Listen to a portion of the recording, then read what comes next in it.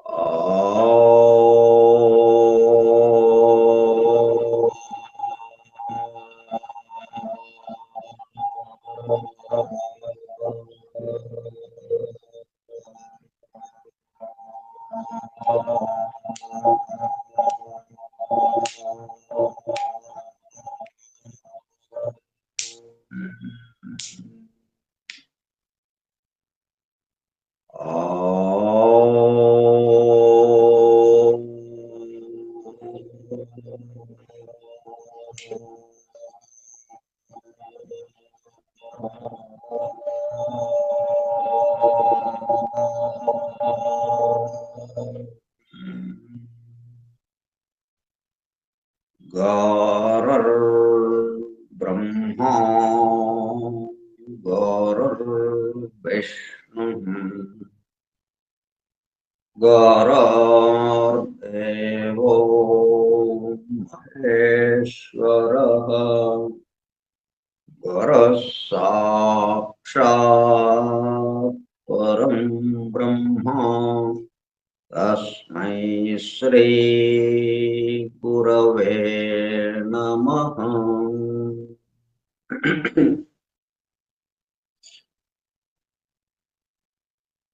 व्यासं वसिष्ठनप्तारं शक्तेः पौत्रमकल्मषम् पराशरात्मजं वन्दे सुखतातं तपोनिधिम् शुक्लाम्बरधरं विष्णुं शशिवर्णं चतुर्भुजम् प्रसन्नवदनं ध्यायेत् सर्वविघ्नोपशान्तये। अगज आनन पद्मार्कं गजाननमहर्निशम् अनेकदं तं भक्तानां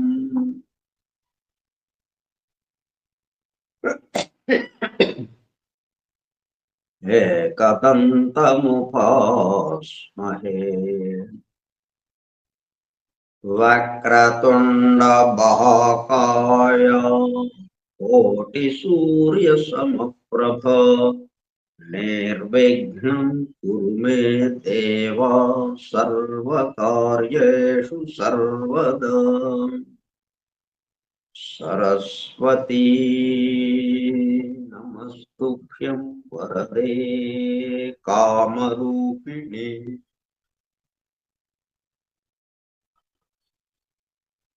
वेद्यारम्भं करिष्यामि सिद्धिर्भवतु मे सदा। ॐ भूर्भुवस्सुवः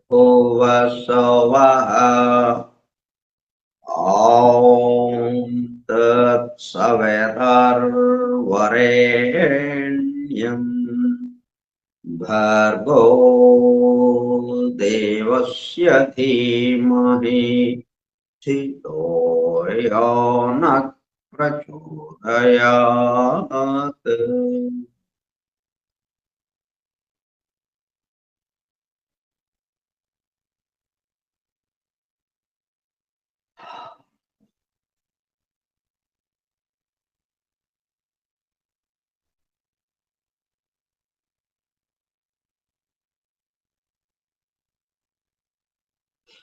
वासुदेव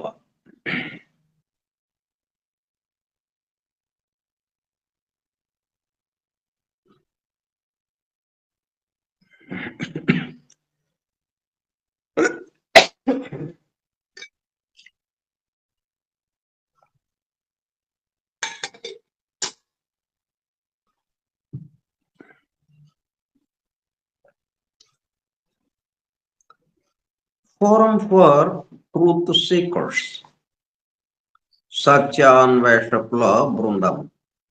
పరమ గురువులు హెలినా పెట్రోనా బ్లవట్స్కీ ద్వారా సమస్త మానవాళి ఆధ్యాత్మిక అభివృద్ధి పరిపూర్ణతల కొరకు అందించిన మ్యాగ్నమ్ ఓపస్ పరమాద్భుత దివ్య గ్రంథం ద సీక్రెట్ డాక్ట్రైన్, రహస్య సత్య సూత్రం, వాల్యూమ్ 1, కాస్మోజెనసిస్, ప్రథమ సంపుటం, బ్రహ్మాండోత్పత్తి క్రమం.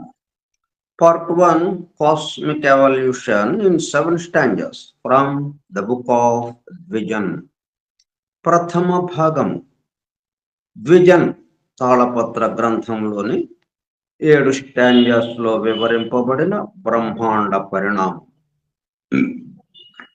గ్రంథ పఠనము, అధ్యయనము, అవగాహన, ఆత్మదర్శనము కార్యక్రమం. 318వ పాఠము 4/2/2026 బుధవారము సాయంత్రం 4:30 గంటలు. ద సీక్రెట్ డాక్ట్రైన్ స్కైప్ గ్రూపులో సుదూర ప్రాంతాలలో ఎవరింట్లో వారు హాయిగా విశ్రాంతి తీసుకుంటూ ఏకకాలంలో ఒకేసారి ఏమి చేస్తున్నాము, వింటున్నాము. ఏమి వింటున్నాము? శాస్త్ర సాంకేతిక రంగంలో ఎంతో వేగముగా పురోగమిస్తున్న ప్రస్తుత కాలంలోని మానవాళి అదే వేగముతో ఆధ్యాత్మిక రంగంలో కూడా పురోగమించుటకు వీలుగా ప్రపంచంలోని అన్ని జాతుల, మతముల పవిత్ర గ్రంథములలో పొడుపు కథల రూపంలో అర్థం అయి అవనట్లుగా ఉన్న సృష్టి రహస్యములను, సృష్టి అమెరికా కూర్పును బహిర్గతం చేసి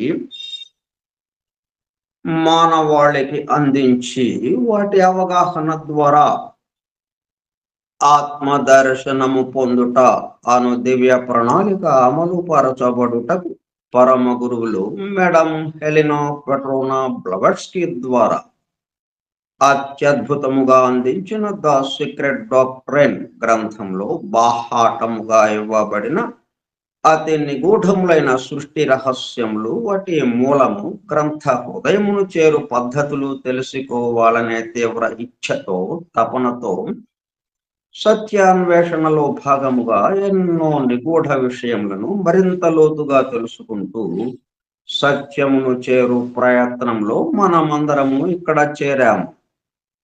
దానితో పాటు ఆధునిక విజ్ఞానము యొక్క దృష్టి పథము నుండి తప్పిపోయిన తత్వదర్శన అన్వేషణలో అనగా సత్యాన్వేషణ కొరకు కూడా ఈ గ్రంథము దగ్గరకు వచ్చాము. The true student of the secret doctrine is a జ్ఞానయోగి అని మేడం బ్లవట్స్కీ తన చివరి రోజులలో అన్న మాటలను నిజం చేయడానికి మనమందరము జ్ఞానయోగిగా అవుటకు కూడా ఇక్కడ చేరాము.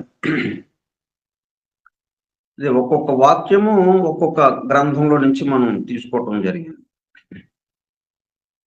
ఏ text book of theosophy Leadbeater రాసిన దానికి దివ్య జ్ఞాన ప్రబోధిని అని తెలుగు అనువాదం గుంటూరు వెంకట సుబ్బారావు గారితో చేయించినటువంటి ఆ గ్రంథంలో నుంచి ఏం తీసుకున్నాం? దాని మొట్టమొదటి వాక్యం, ఆధునిక విజ్ఞానం యొక్క దృష్టి పథం నుండి తప్పిపోయిన తత్వ దర్శనము నేటికి కలదు. ఆ వాక్యంతో ప్రారంభమైంది ఆ గ్రంథం.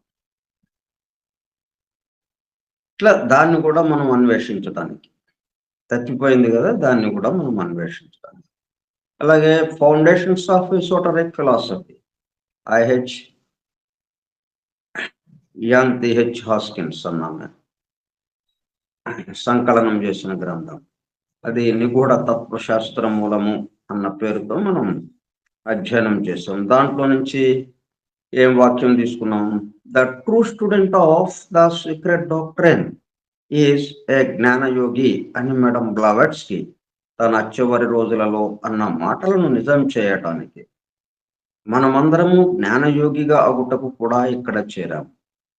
2 గ్రంథాల్లో నుంచి ఈ 2 వాక్యాలు తీసుకోవటం జరిగింది.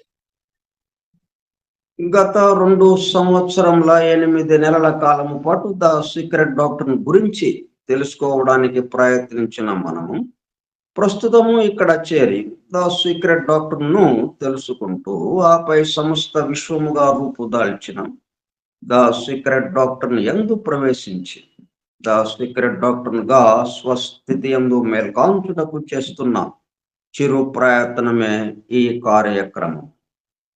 ఈ దివ్య జ్ఞాన మహాయజ్ఞ కార్యక్రమంలో పాల్గొని చెవియొగ్గి వినుచున్నా అనగా ఒళ్ళంతా చెవులు చేసుకుని వినుచున్న ప్రియ సత్యాన్వేషక సోదర శ్రోతలందరకు నమస్కారం. ఆని బెసెంట్ ద్వారా ప్రసాదింపబడిన యూనివర్సల్ ప్రేయర్ ఇన్వొకేషన్.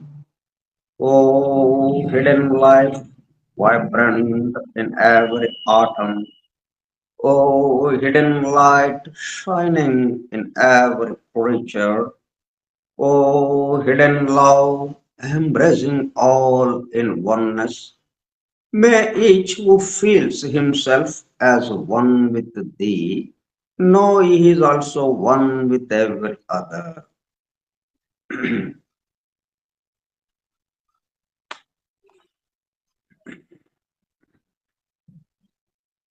మనం స్టాంజా 2లోని 2వ శ్లోకం యొక్క 2వ భాగంలో ఉంటూ ఇప్పుడు మనం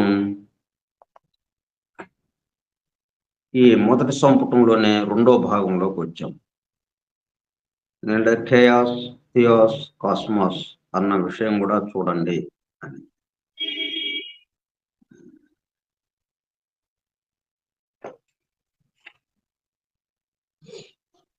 దాంట్లో చూస్తున్నాం మనం.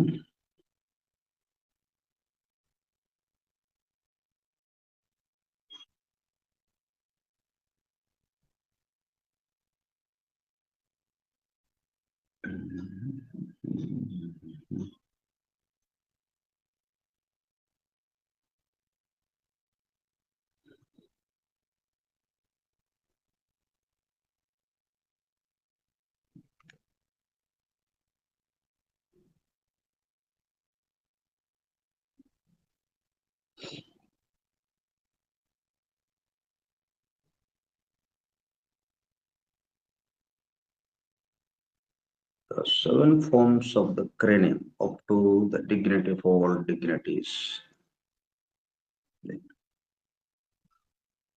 ఈ సెఫిరాత్ అన్నప్పుడు ఏం చేశారు?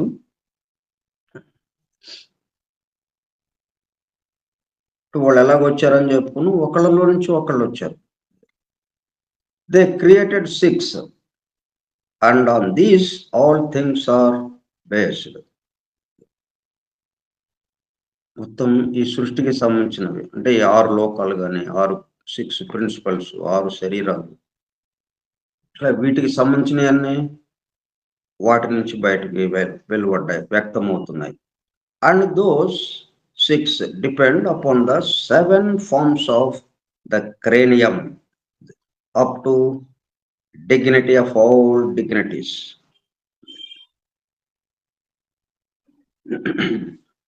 క్రేనియం అది ఒక చక్కటి మాట. ఆ పదాన్ని వివరించుకుని మనం ముందుకు వెళ్దాం.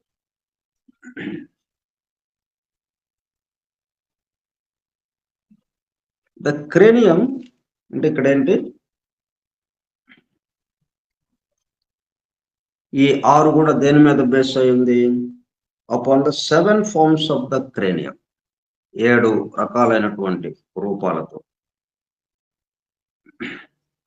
క్రేనియం అంటే ఏంటి? ప్రొటెక్ట్ చేసేది.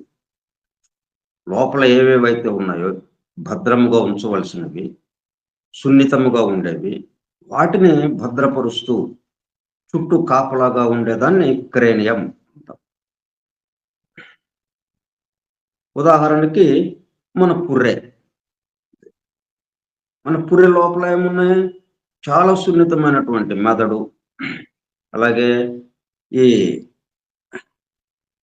పంచేంద్రియాలకి సంబంధించినవి, ఇట్లా చాలా అత్యంత ముఖ్యమైనటువంటి భాగాలన్నీ కలిగినటువంటి ఆ శిరస్సు భాగాన్ని కప్పుతూ స్కల్ ఏదైతే పుర్రె ఏదైతే ఉందో దాన్ని క్రేనియం అంటాం. అట్లా ఏదైనా కానీ ఎక్కడైనా సరే ఈ సమస్త సృష్టిని కాపాడుతూ చుట్టూ రక్షణ కవచం లాగా ఉండేది ఏదైతే ఉందో దాన్ని క్రేనియం అన్నాం. అది 7 ఫార్మ్స్ గా ఉంది, ఏడు రూపాలతో. Up to dignity of all dignities, ఈ సమస్తానికి ఆధారమైనది ఏదైతే ఉందో అంతవరకు ఎక్కడ దాకా వెళ్ళింది అది సమస్తానికి ఆధారం, అక్కడ దాకా అది వెళ్ళింది. Dignity of all dignities. The cranium is the skeletal structure of the head that forms the brain case and supports the face, primarily serving to protect the brain. Composed of 22 bones, it consists of the neurocranium, the brain protecting region, and the viscerocranium facial skeleton. The cranium shields the brain, provides surfaces for muscle attachment, and houses sensory organs. ఇంద్రియములు కూడా.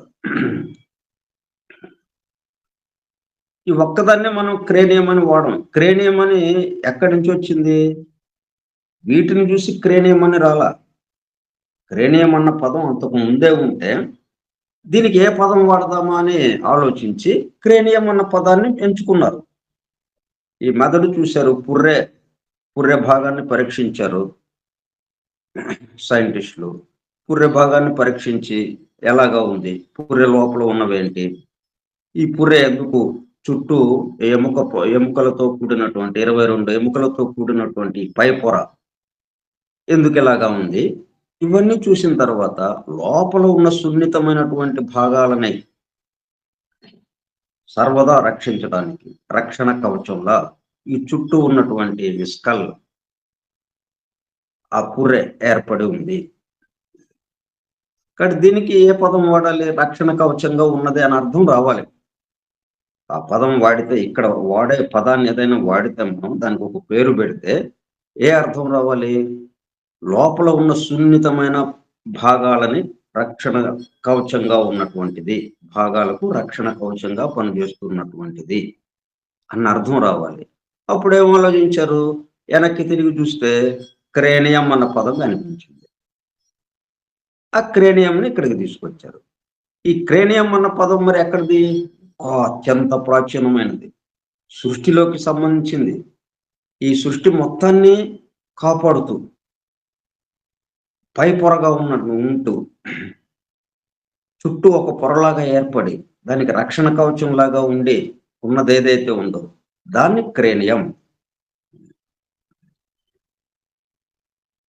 It consists of 8 cranial bones, the frontal, 2 parietal, the left to right. అంటే bones తో ఏర్పడిందంతా ఈ 6 భాగాలుగా ఉన్నటువంటిది.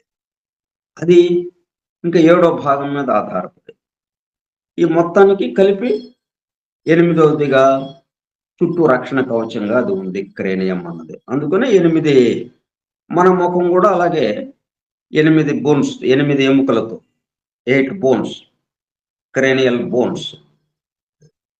Thus form the cranial cavity plus 14 facial bones.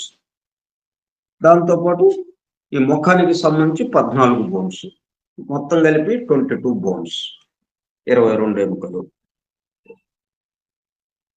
ఏం చేస్తుంది function? ఇట్లా మనం దేనికైనా కానీ ఎక్కడ ఏది మనకు వివరింపబడ్డా అది మనం దీని సృష్టికి అన్వయించుకుంటే చక్కగా సరిపోతుంది. ప్రస్తుతానికి మనకి సైంటిస్టుల ద్వారా ఇది తెలుస్తుంది ఈ విషయాలు.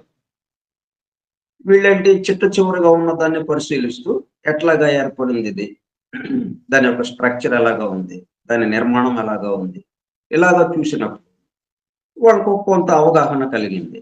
దానికి తగిన విధంగా దానికి పేర్లు పెట్టి మనకి అందుబాటులోకి తీసుకొచ్చారు దాని యొక్క వివరాలు. దీన్ని తీసుకువెళ్ళి ఇది ఎలాగా ఉండగలిగింది? సృష్టిలో ఉన్న విషయం అదే కాబట్టి నువ్వు ఎక్కడ ఏ చిన్న అణువును పట్టుకున్నా కానీ అవే పద్ధతిలో అక్కడ అది అమర్చబడి ఉంటుంది. అది నిర్మాణమై ఉంటుంది.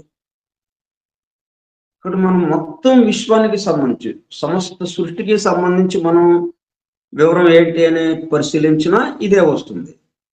ఒక చిన్న మన మానవుడి యొక్క చిన్న ముఖాన్ని ఒక శరీర భాగంలో ఉన్నటువంటి ఆ తల భాగాన్ని తీసుకుంటే ఇదే ఏర్పాటు.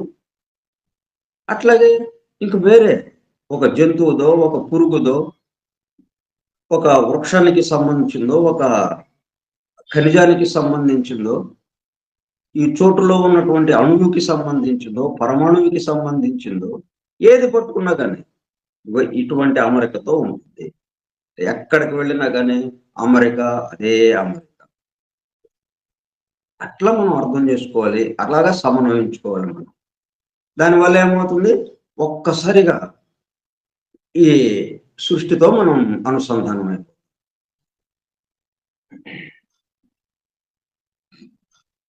ఈ ఫంక్షన్ అంటే ఎట్లా పనిచేస్తుంది ఇది? బియాండ్ ప్రొటెక్షన్, ఒక రక్షించడమే కాకుండా ఇంకా ఏమేంటి చేస్తుంది అది?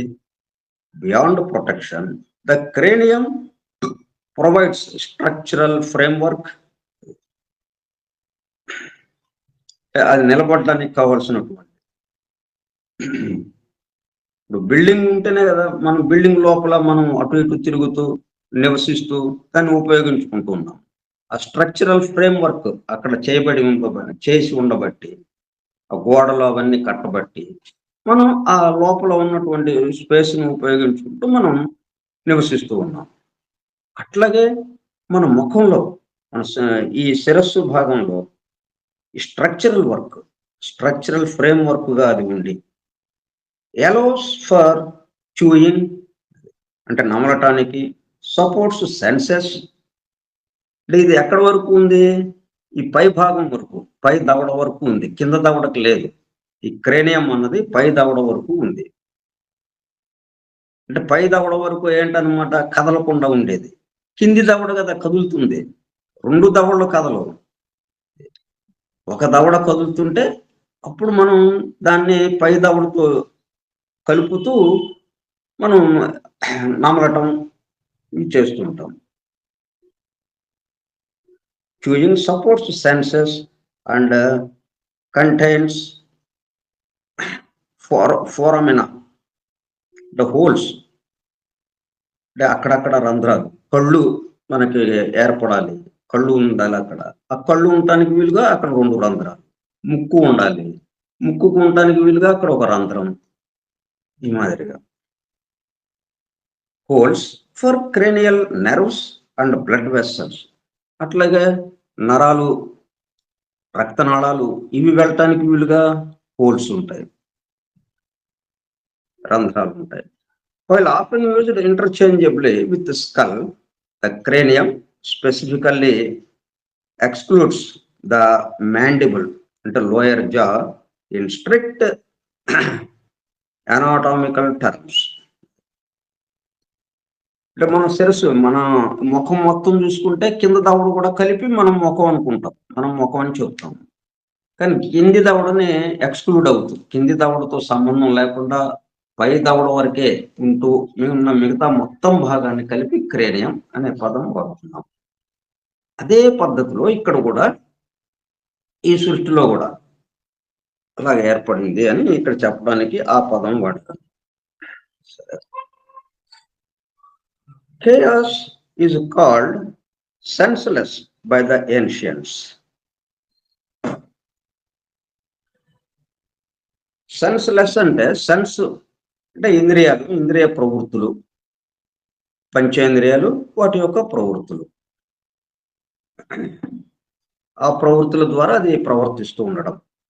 చూడడానికి కళ్ళు, వినడానికి చెవులు, వాసన చూడడానికి ముక్కు, ఇట్లా 5 రకాలైనవి. స్పర్శకి చర్మము.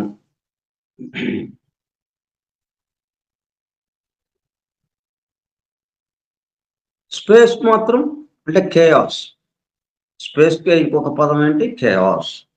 అదేంటి? సెన్స్లెస్. సెన్స్లెస్ అంటే ఆ స్పేస్లో సెన్స్ ఉన్నాయి కాబట్టి స్పేస్కు సంబంధించి ఇంద్రియాలు ఉన్నాయి కాబట్టి ఆ స్పేస్లో ఉన్న అణువులకు కూడా ఇంద్రియాలు ఉన్నాయి. ఇక్కడ మనం సృష్టిలో ఉన్న వాటికి ఆ సృష్టి దగ్గర లెస్ అన్న పదానికి ఎక్కువ అర్థం కుదరదు. అది లేకుండా ప్రారంభంలో మూలంలో అది లేకుండా, మూలంలో ఇంద్రియాలు, ఇంద్రియ ప్రవృత్తులు ఇవన్నీ లేకుండా మనం వ్యక్త సృష్టిలో ఇంద్రియాలు, ఇంద్రియ ప్రవృత్తులు అన్నది రావడానికి అవకాశం లేదు.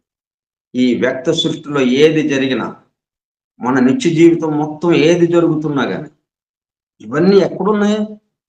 మూలంలో ఉన్నాయి, స్పేస్లో ఉన్నాయి. స్పేస్ అంతా దీన్ని తనలో గర్భీకృతం చేసుకుని అవసరమైనప్పుడు అది అందిస్తుంది మనకి. స్పేస్లో లేకుండా మనం ఇక్కడ ఇలా ఆడుకోవటానికి కుదరదు. మనం ఇక్కడ ఏది మాట్లాడుకున్నా, ఏది చేసినా, ఎట్లాగా ఆడినా కానీ, ఎట్లా కదిలినా మొత్తం ఎక్కడ నుంచి వస్తుంది? స్పేస్లో నుంచే వస్తుంది. ఈ చోటులో నుంచే, ఈ మహా చోటులో నుంచే వస్తుంది. కానీ అక్కడేంటి? సెన్స్ లెస్, అంటే దానికి ప్రతిస్పందించడం అనేది లేకుండా ఉంటాయి, కానీ దాన్ని ఉపయోగించడం ఉండదు. మనం దానికి వ్యక్తి సృష్టిలో దాన్ని ఉపయోగిస్తాం, దానికి ప్రతిచర్య చూపుతాం. మనం అక్కడ ప్రతిచర్యకి లేకుండా గమనించుట అన్న దాంతోనే అక్కడ ఉంటుంది. గమనించుట. స్పేస్లో ఎంత జరుగుతుంది, ఎంతెంత కాల పరిమాణం, లక్షల కోట్ల సంవత్సరాలు, ఎన్ని సృష్టిలు అయిపోయినాయి ఇప్పటికి. బ్రహ్మాయుర్దాయము 100 సంవత్సరాలు, అట్లాగా ఎంతమంది బ్రహ్మల సృష్టిలు అయిపోయినాయి. ఇవన్నీ దీంట్లోనే జరుగుతున్నా కానీ అలా చూస్తూ ఉంది చోటు. తను ప్రతిస్పందించడం లేదు. అయ్యో అట్లాగా జరిగిపోతుంది అక్కడ, అయ్యో అన్యాయం జరిగిపోతుంది అక్కడ, దాన్ని ఆపండి అనే అట్లు పరిగెత్తడం లేదు. ఇంక సెన్స్లెస్. మనం ఏంటి, మన కంటికి ఏదైనా కనపడగానే దానికి వెంటనే ప్రతిస్పందిస్తాం. దానికి అనుకూలంగానో దానికి వ్యతిరేకంగానో ప్రతిస్పందిస్తాం. ఇది ప్రతిస్పందించడం లేదు, సెన్స్లెస్.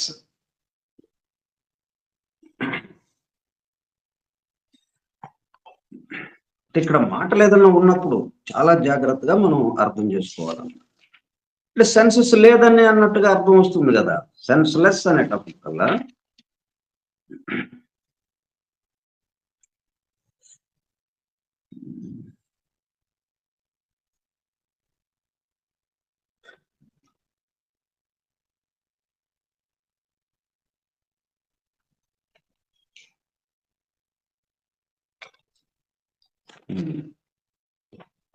అంటే ప్రతిస్పందించడం లేదు, గమనించుట అనే దాంట్లో ఉన్నారు.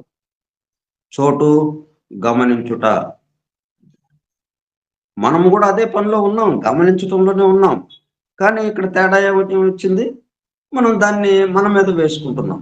ఏదైతే మనం గమనిస్తున్నామో దానికి ప్రతిచర్య జరుపుతున్నాం. అంటే నేను చేస్తున్నాను. గమనించేవాడు ఎప్పుడైనా ఉంటే అక్కడ గమనించేవాడు చేయటం ఉండదు కదా. చూసేవాడు ఎప్పుడైనా చేస్తాడా? ఒకడు చూస్తున్నాడు. ఇప్పుడు మనం సినిమా చూస్తున్నాం. మనం సినిమాని ఏమన్నా చూసామా? మనం చేసామా ఏమన్నా సినిమాని? ఏం చేయలేదు, చూస్తున్నాం అంతే. ఆ సినిమాలోది ఏది మనది కాదు, మనం ఏమి దాంట్లో చేసింది లేదు, కానీ చూస్తూ ఉన్నాము. అట్లా గమనించుట అనేటప్పటికల్లా గమనించేవాడు చేయటం ఉండదు. గమనింపబడేది ఉంది కాబట్టి గమనిస్తూ ఉన్నాడు. గమనించేవాడు ఎట్లాగో వచ్చాడు? గమనింపబడేది వచ్చేసింది అక్కడ. గమనింపబడేది తను సృష్టించలేదు, తను సృష్టిస్తే అప్పుడు ఆ గమనిక ఉండదు. తను సృష్టికర్తగా వెళ్ళిపోతూ ఉంటాడు. తనే ఇదంతా చేస్తున్నాడు అన్నట్టుగా వెళ్ళిపోతాడు. అట్లాగే మనం కూడా మనమే చేస్తున్నాం ఇదంతా. మనమే ఆలోచిస్తున్నాం. మనమే మాట్లాడుతున్నాం. మనమే చేతలు చేస్తున్నాం అన్న దాంట్లోకి వచ్చేస్తాం. కానీ అట్లాగా లేదు. అవన్నీ వస్తుంటే ఈ స్పేస్‌లో ఇవన్నీ వ్యక్తమవుతుంటాయి. అవ్యక్తంలో ఒక ముద్దగా ఉన్నది. వ్యక్తమవుతూ ఉంది.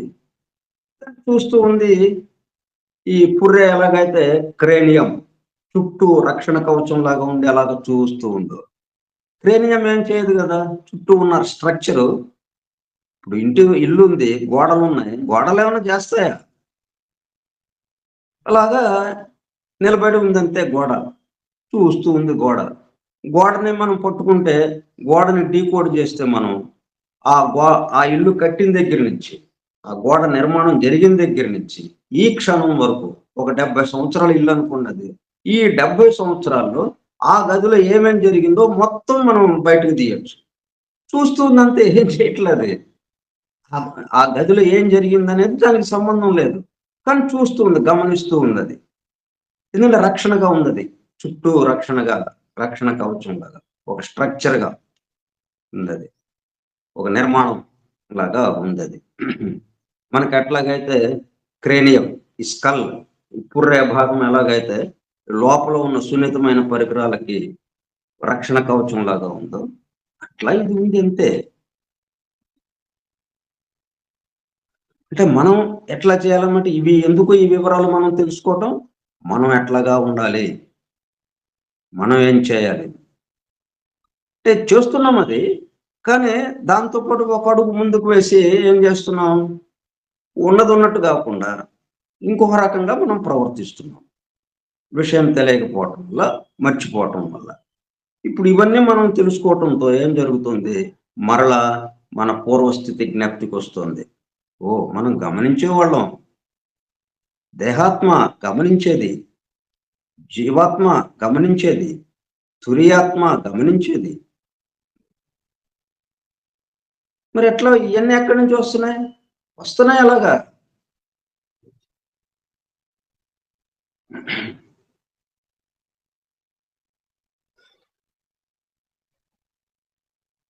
Chaos is called senseless by the ancients because it represented and contained in itself.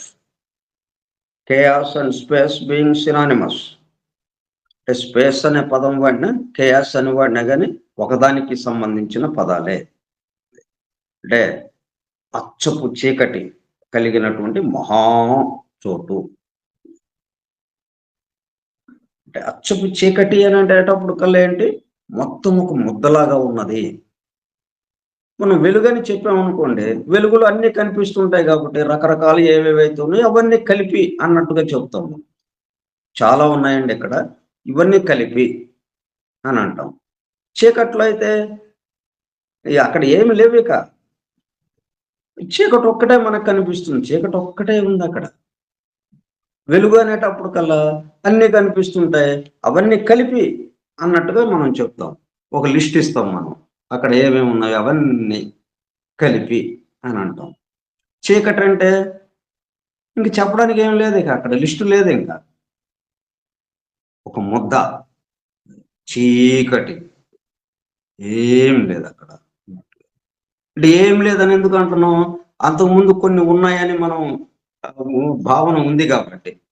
మనం క్రితం ఈ ప్రళయానికన్నా ముందు, ఈ చీకటి కన్నా ముందు వెలుగులో ఒక వ్యక్త సృష్టిలో ఉన్నవాళ్ళం కాబట్టి, ఆ వ్యక్త సృష్టిలో అన్నిటిని చూశాం కాబట్టి,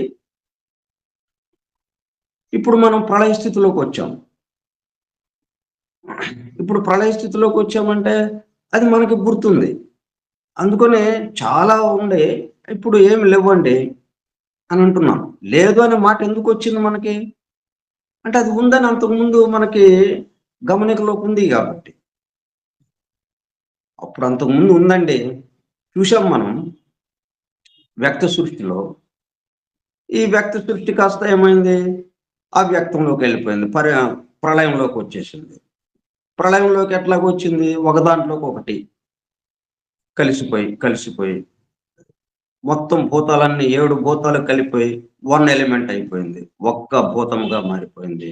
ఇట్లా అన్ని మారిపోయి ఇవన్నీ కలిపి మళ్ళీ ఒక్కటిగా అయిపోయింది. Pre cosmic root substance, pre cosmic root ideation, pre cosmic ideation. అట్లా ఏమి లేని స్థితిలోకి వచ్చేసాం. అందుకని ఏమీ లేదండి అంటున్నాం. ఏమీ లేదండి అంటున్నామంటే అర్థం మనం అంతకుముందు చూసినవి ఇక్కడ లేవు.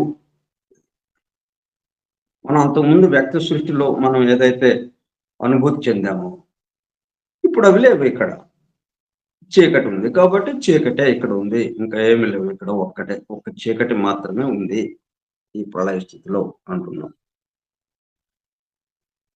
ఈ చోటంతా ఆ విధంగా ఉంది. Contained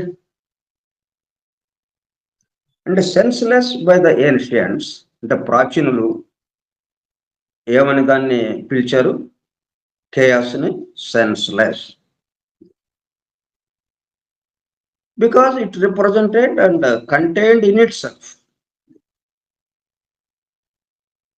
all the elements in their rudimentary. మొత్తం సమస్తము తనలోనే ఉంది. అంతకుముందు ఏదైతే ఉందో ఇప్పుడు అదే ఉంది. ఏది కూడా ఈ చోటులో ఉన్నది ఏదైనా కానీ నాశనం అన్న పదం లేదు, నాశనం అవడం లేదు. స్థితి భేదం అంతే, స్థితి మారటం. అంతకుముందు ఒక దాంట్లో నుంచి ఒకటి ఇలా బయటకు వచ్చినాయి, మొత్తం వ్యక్తమైనవి. మళ్ళీ ఇప్పుడు ఏమైంది? మళ్ళీ అలాగే ఒక దాంట్లోకి ఒకటి వెళ్ళిపోయింది, ఒక దాంట్లోకి ఒకటి ముడుచుకుపోయింది. మొత్తం ముడుచుకుపోయి ఒక ముద్ద మిగిలింది, అక్కడ ఒక ముద్దలాగా అయిపోయింది. ఆ మొట్టమొదటిగా ఏదైతే ఉందో రూడిమెంటరీ, ఇన్ దేర్ రూడిమెంటరీ,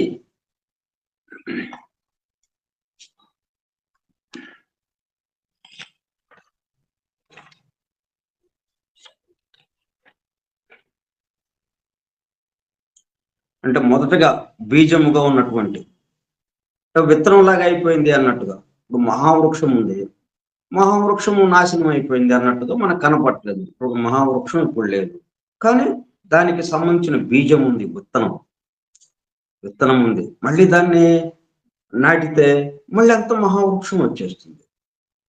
అట్లా రూడిమెంటరీ అంటే మూలమైనటువంటి బీజమైన ప్రథమ రూపమైన పెరుగుదలలో ప్రాథమిక స్థితి గల మనం ఈ శుక్రశోణితాలు కలిసినప్పుడు ఏర్పడే బిందువు, చిన్న నీటి బుడగ. ఆ నీటి బుడగ ఏమైంది? ఇదిగో మన దేహంలాగా వచ్చేసింది, మన రూపం వచ్చేసింది. ఆ నీటి బుడగే, అది రూడిమెంటరీ. ఆ నీటి బుడగ అన్నది అభివృద్ధి చెందని పెరగని, అది రూడిమెంటరీ అండ్ అన్డిఫరెన్షియేటెడ్ స్టేట్. మొత్తం కలిసిపోతే ఇంకా దాన్ని వివరించడానికి ఏం లేదు కదా. ఇక ఇప్పుడు చాలా వస్తువులు ఇక్కడ ఉన్నాయి, చాలా రకాలయ్యేవి. అప్పుడు వీటిని ఇట్లాగా మనం వర్గీకరణ చేసి ఇదండి అని చెప్తాం. మనం ఖనిజ వర్గం అంటున్నాం, వృక్ష వర్గం అంటున్నాం, జంతు వర్గం అంటున్నాం, మానవ వర్గం అంటున్నాం. ఇంకా మన కంటికి కనపడిన 3 వర్గాలు అంతకుముందు ఉన్నాయి. ఫస్ట్ ఎలిమెంటల్ కింగ్డమ్, సౌరాత్మ వర్గు, చంద్రాత్మ వర్గు, ఇవన్నీ చెప్తున్నాం. ఎందుకని ఇట్లా వేరుగా డిఫరెన్షియేటెడ్ స్టేట్ లో ఉంది, డిఫరెన్షియేటెడ్ గా ఉన్నాయి. ఇవన్నీ విడివిడిగా మనం చెప్పుకోవటానికి వీలుగా. ఇప్పుడు ప్రళయ స్థితిలో ఏముంది? Chaos, senseless in its rudimentary undifferentiated state.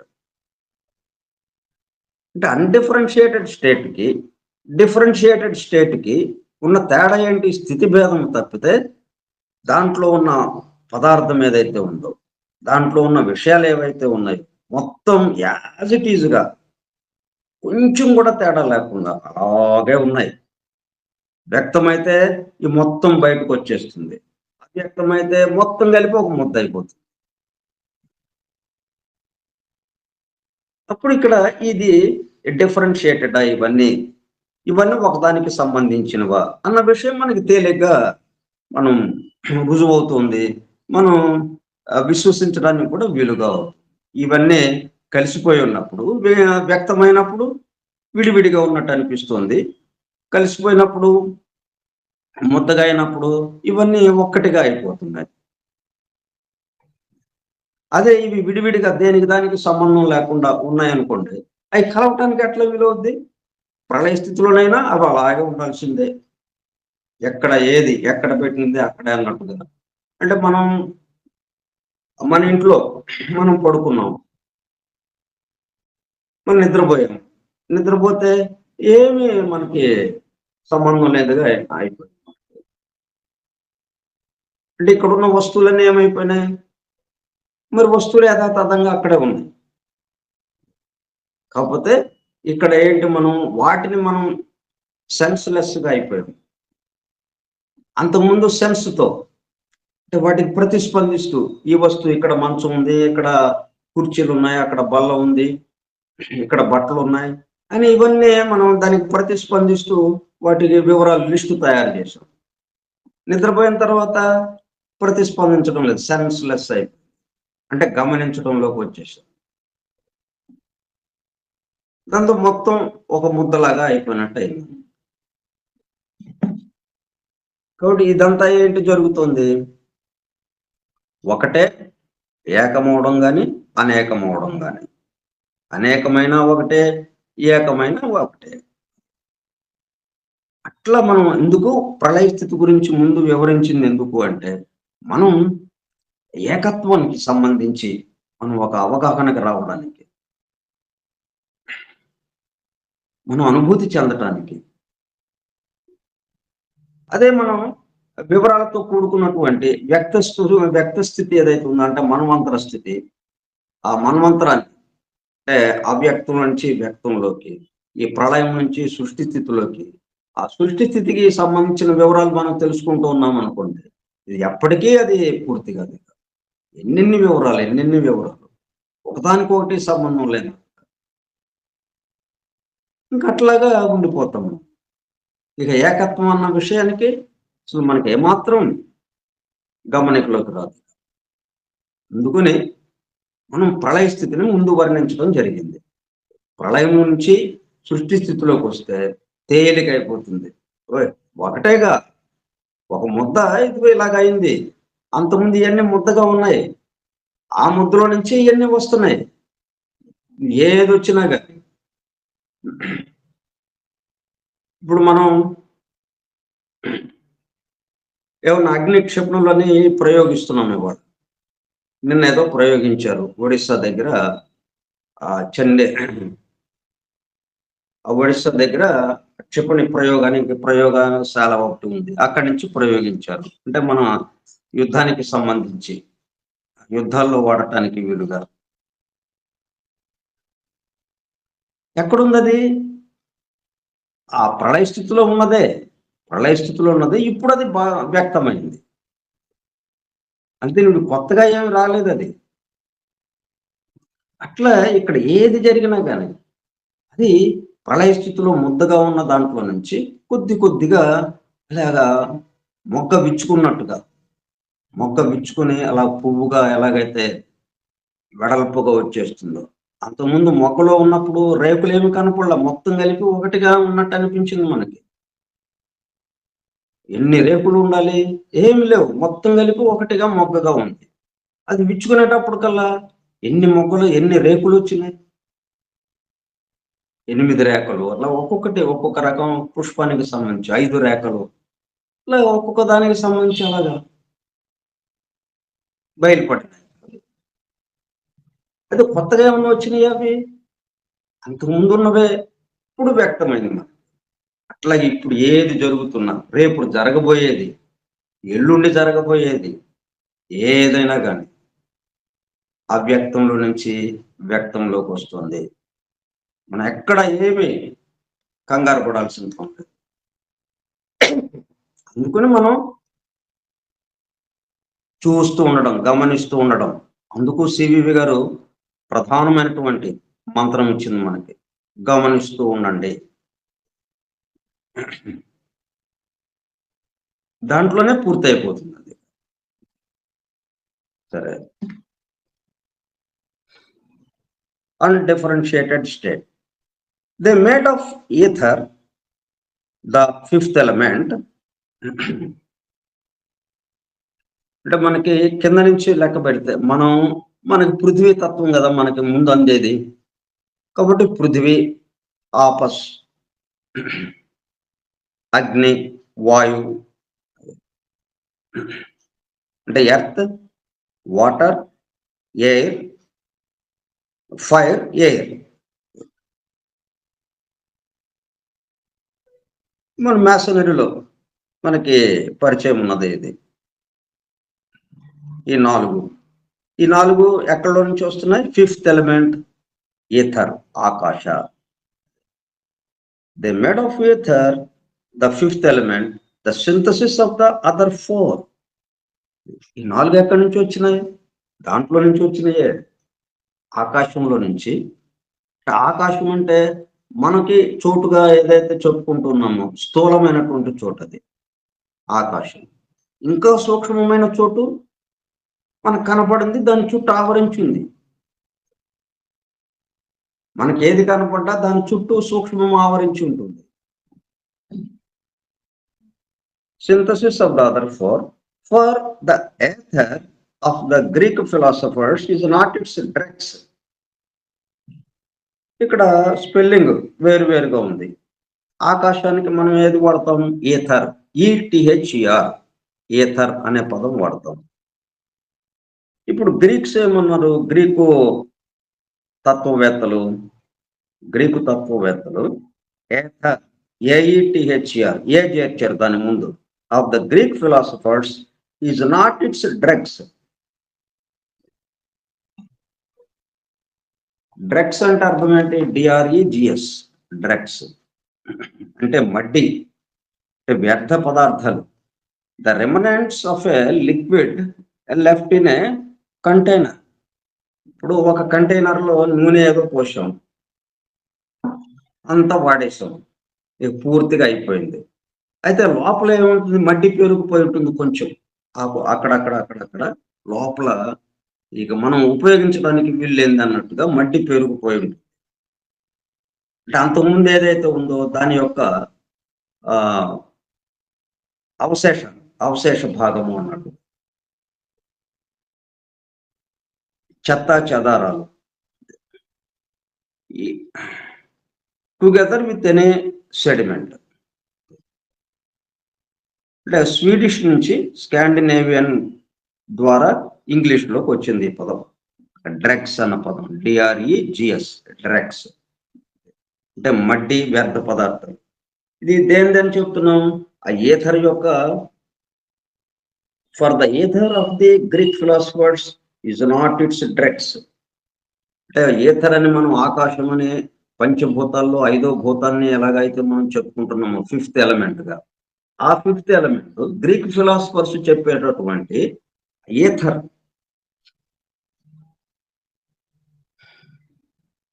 ఈ గ్రీక్ ఫిలాసఫర్స్ చెప్పే ఈథరు, దాని యొక్క మడ్డి అంటే మిగిలిన పదార్థం, వ్యర్థ పదార్థం, ఆకాశము అనే ఎలిమెంట్ ఏదైతే ఉందో ఫిఫ్త్ ఎలిమెంట్, 5వ భూతము, దాని యొక్క వ్యర్థ పదార్థముగా ఈ గ్రీక్ ఫిలాసఫర్స్, ఈ గ్రీకు తత్వవేత్తలు చెప్పారు ఏథర్, ఏఈటిహెచ్ఈఆర్, ఏ కలిపి అని కాదు. వాళ్ళు చెప్పిన ఏథర్ ఏంటి? Of which indeed they know more than science does know. ఇప్పుడు సైన్స్ ఏదైతే చెప్తుందో మనకి ఆకాశము అని, సైన్స్ కూడా చెప్తుంది కదా, శాస్త్రం కూడా. కానీ దానికన్నా ఇంకా ఎక్కువ తెలిసిన వాళ్ళు, ఇంకా ఎక్కువ దర్శించిన వాళ్ళు, ఇంకా లోతుగా దర్శించిన వాళ్ళు గ్రీకు తత్వవేత్తలు. ఆ ఏథర్ అనే పదానికి అర్థం ఏంటో చూద్దాం. అంటే రెండు మనకి ఒకేలాగా పలుకుతాం, స్పెల్లింగ్ తేడా ఉంది. అంటే స్పెల్లింగ్ తేడా ఎందుకు ఇచ్చాడు? దాని అర్థం వేరుగా ఉంది కాబట్టి.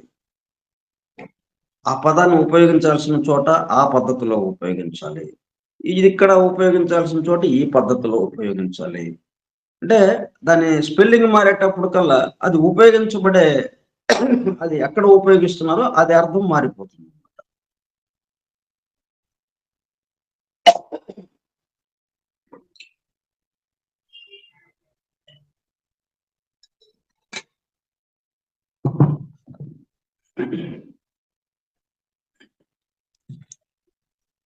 ఇప్పుడు మన కాస్మాస్ అని అంటున్నాం, రెండు పదాలుగా వాడుతున్నాం. అది సితో కాస్మాస్ ఒకటి ఉంది, కేతో కాస్మాస్ ఒకటి ఉంది. కేఓఎస్ ఎంఓఎస్ కాస్మాస్, అదే అలాగే పలుకుతాం. సితో సిఓ సిఎస్ఓ సిఓ ఎస్ఎంఓఎస్ కాస్మాస్, అది సితో పలికేది. సి అక్షరం ఉన్నటువంటి అక్షరం ఉన్నటువంటిది కూడా అలాగే పలుకుతాం కాస్మాస్ అని. కే అనే అక్షరం ఉన్నా కానీ అలాగే పలుకుతాం.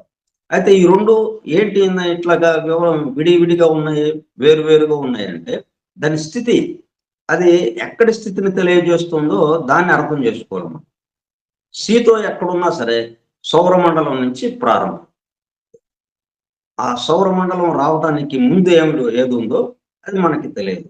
సౌరమండలం నుంచి మనకి గమనికలోకి వచ్చింది సూర్యుడు మనకి.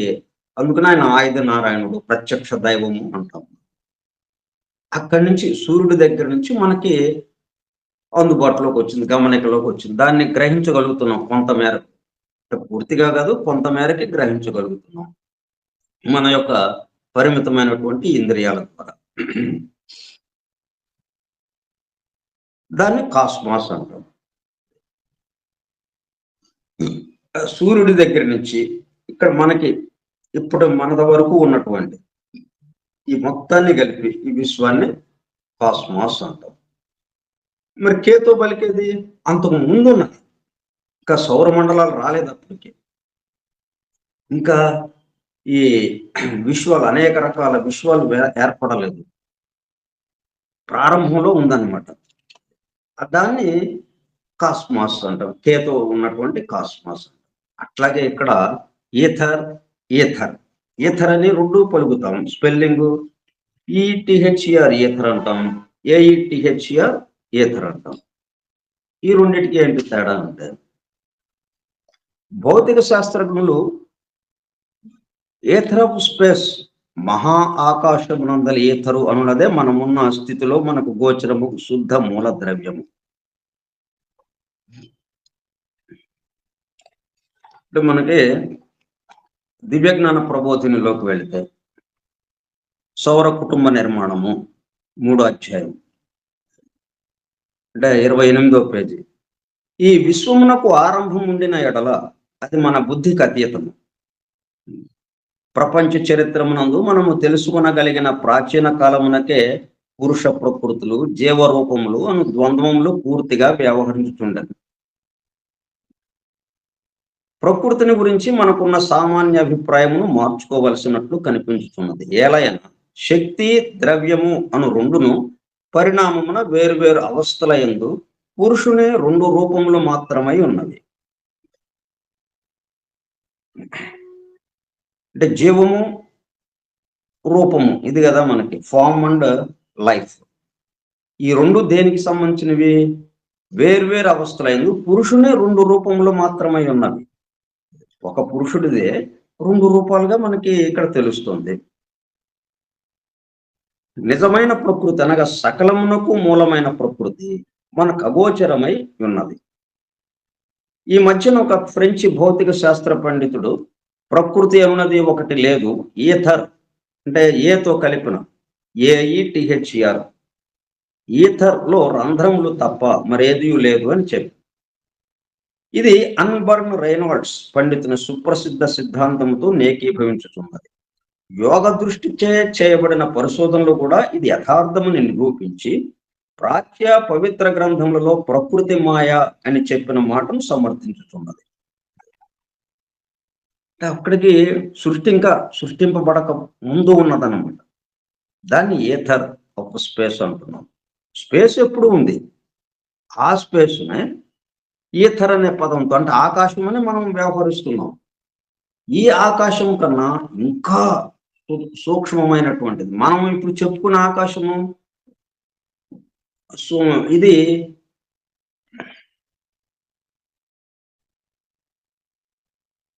మనం చెప్పుకున్న ఆకాశము స్థూలానికి సంబంధించింది, అది సూక్ష్మానికి సంబంధించింది. ఆ ఆకాశం, ఆ ఈథర్ ఆఫ్ స్పేస్ అంటే ఏతో కూడుకుంటే అది సూక్ష్మాతి సూక్ష్మముగా ఉన్నది. ఈతో కలుపుకుంటే తో ఈథర్ అని చెప్పినప్పుడు అది స్థూలానికి వచ్చినటువంటి ఆకాశము, అది సూక్ష్మమైన ఆకాశము, సూక్ష్మమైన చోటు, ఇది స్థూలమైన చోటు. ఇది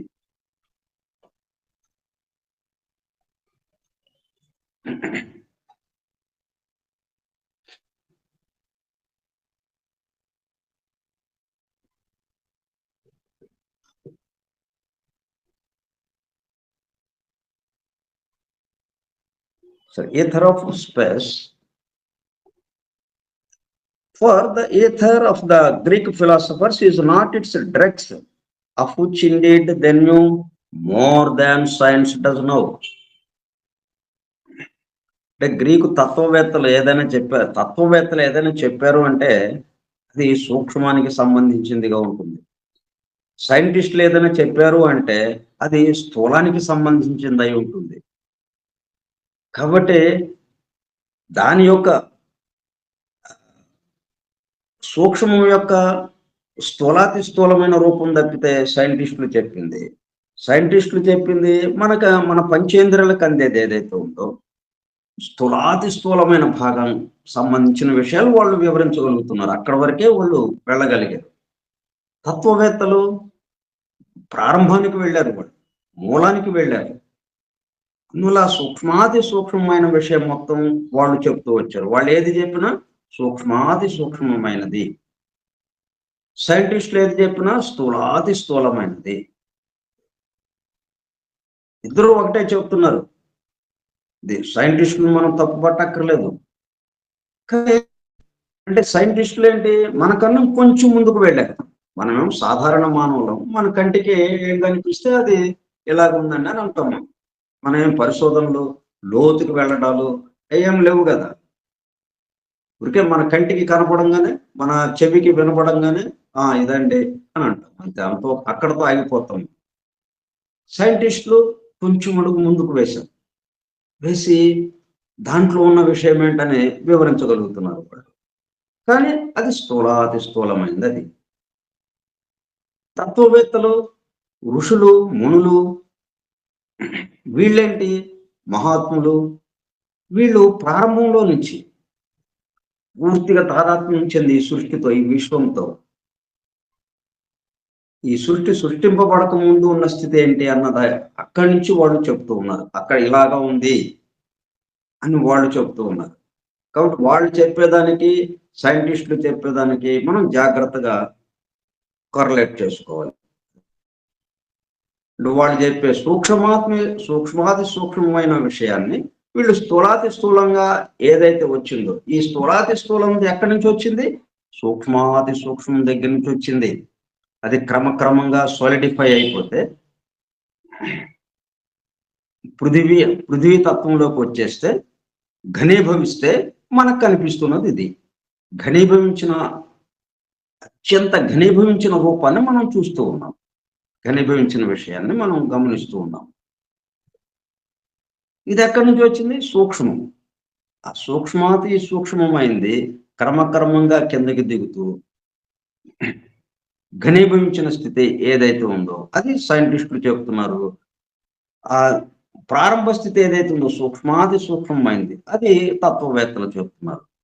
అందుకనే తత్వవేత్తలు చెప్పేది సైంటిస్టులు చెప్పిన దాని యొక్క మడ్డి లేకపోతే వ్యర్థ పదార్థం వదిలేసింది అది కాదు, కొంచెం జాగ్రత్తగా మిగతా విషయం మనం వచ్చే సోమవారం ముచ్చటించుకుందాం. స్వస్తి ప్రజాభ్యః పరిపాలయంతాం న్యాయేన మార్గేణ మహీం మహిషాః గోబ్రాహ్మణేభ్యః శుభమస్తు నిత్యం. లోకాః సమస్తాః సుఖినో భవంతు. లోకాః సమస్తాః సుఖినో భవంతు. లోకాః సమస్తాః సుఖినో భవంతు. ఓం శాంతి శాంతి శాంతి. వాసుదేవ. ఇదంతా ఏంటి? మన గంట సేపు ఎన్ని పదాలు, ఎన్ని అక్షరాలు, ఎన్ని పదాలు, ఎన్ని వాక్యాలు, ఎన్నెన్నో. కానీ ఇది మొత్తం కలిపి ఒక ముద్దగా ప్రారంభంలో ఉంది. దాంట్లో నుంచి ఇలా వ్యక్తమై బయటకు వచ్చింది. పరా దగ్గరేమో కలిసిపోయి ఉంది. ఇవన్నీ